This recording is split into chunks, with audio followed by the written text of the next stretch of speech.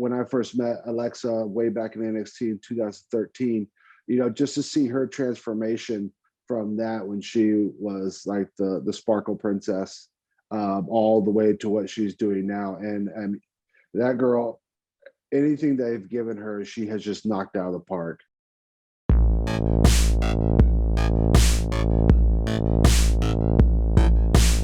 This is from the outside looking in, but Steve Cutler's release, I mean, did that happen just because he had COVID?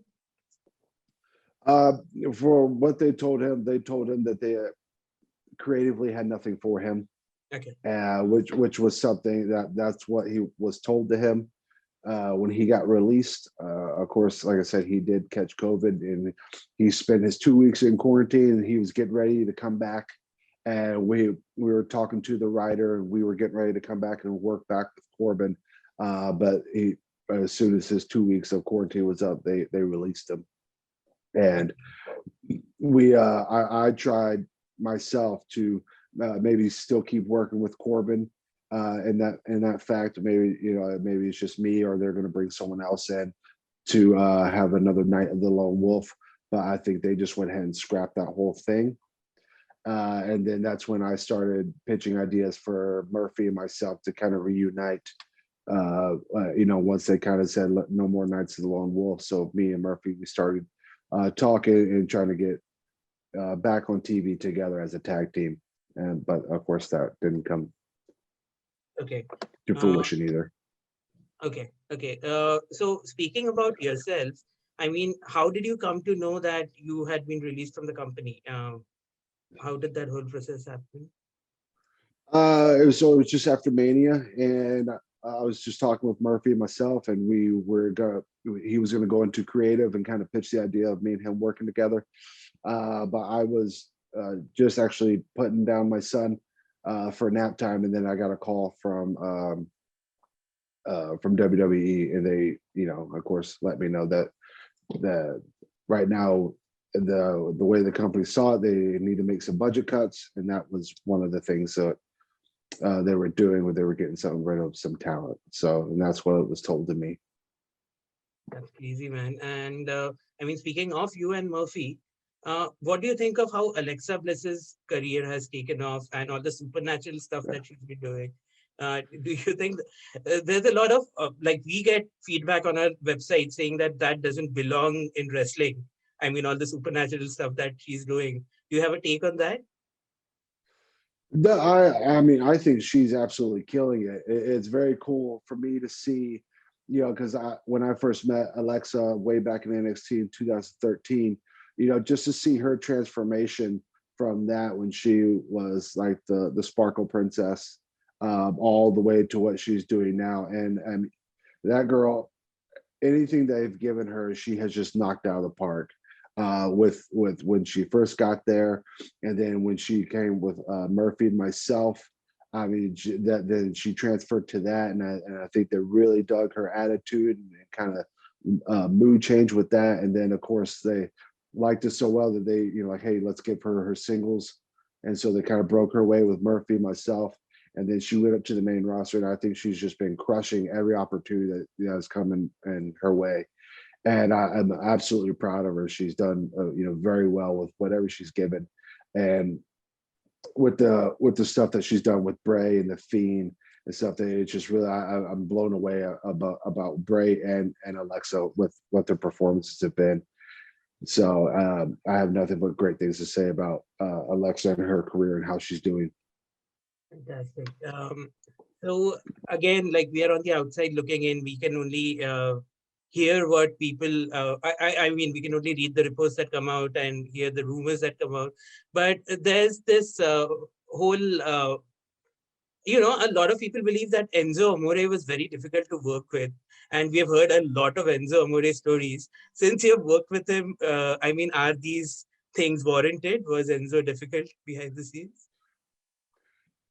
No, when we were all working together, so when Murphy, myself, and Enzo and Cass were all working in NXT, I think we were all pretty driven and hungry to try to produce the best matches and try to, get whatever we could out of the crowd reactions and stuff like that. I mean, and Enzo, he was always good by me. I loved working Enzo. I mean, he down there in NXT, I worked Enzo probably more than I worked most other tag teams with Enzo and Cass, and he was always a pleasure to work with me, myself, and stuff like that. Like I said, once he got up to the main roster, I heard kind of the same rumors that you heard as well. But whenever I see Enzo and when we worked back in the day, we had nothing but great experiences.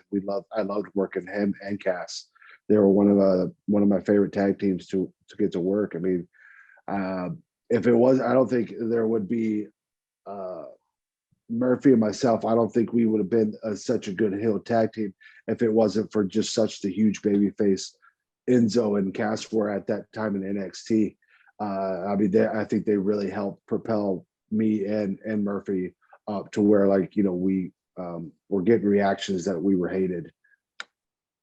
Would you agree that that was, I mean, people call that the golden age of NXT when all of that was happening. Would you agree that was NXT at its very peak? Well, I think with NXT, it's always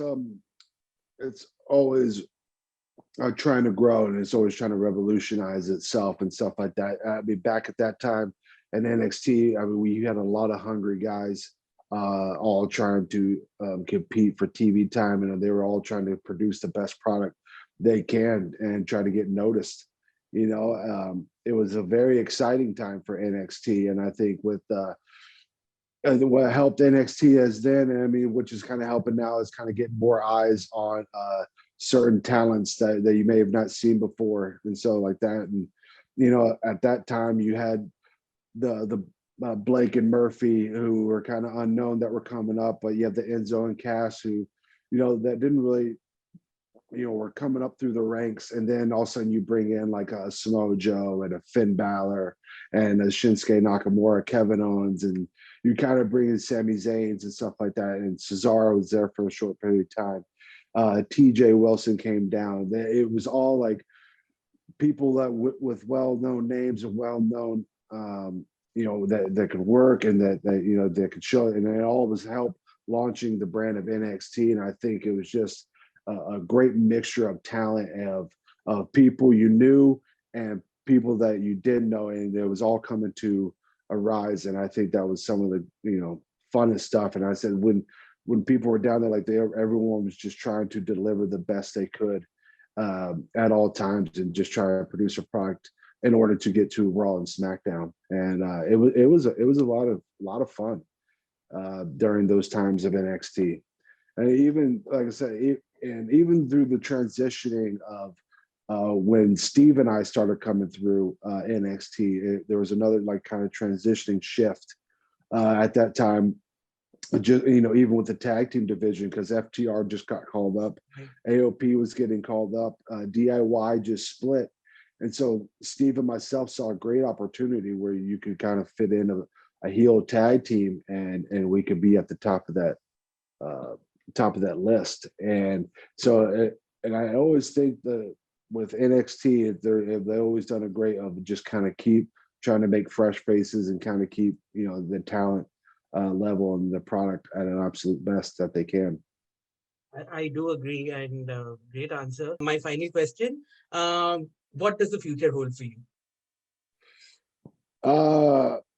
Future for me, like I was hitting on earlier, is very exciting for me, because there's just so many opportunities, just so much out there in wrestling, with the stuff starting to open back up and some shows starting to go on, and now you have other avenues that you can go and other people that you get to wrestle. And so it's very exciting for me as a talent to go out there and get to wrestle all these different types of people and these different types of styles, to kind of help hone my craft, and hopefully I can entertain the world with what I feel like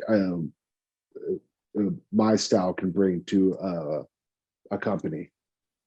I wish you all the best. I know you have the whole world waiting for you. I mean, all of us want to know what's next for you, and we are all very excited. So all the best, and we look forward to what's next. Thank you so much. Thank you for talking with me. I appreciate it a lot. Thank you.